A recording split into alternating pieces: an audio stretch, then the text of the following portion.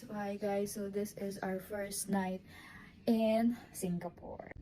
So guys, ayan, gabi na po sa Singapore. Ayan ang aming view. So gabi na. So guys, kahit gabi na at kahit nandito tayo sa Singapore, syempre di natin makikalimutan ang cafe macchiato. Ayan. So wala akong boses ngayon kasi hindi ako natulog. Kanina, dire-diretso kami flight tapos diretso libot. Ngayon lang matutulog. So nakatulog naman mga 2 to 3 hours ganun sa biyahe. Paputol-putol. So ang panlaban lang natin, ang kakampi lang natin sa antok ay Cafe Macchiato.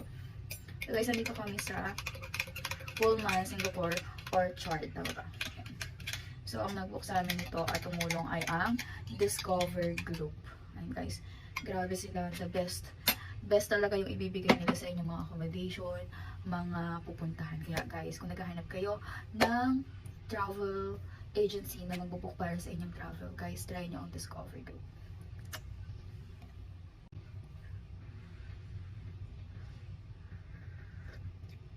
Sarap.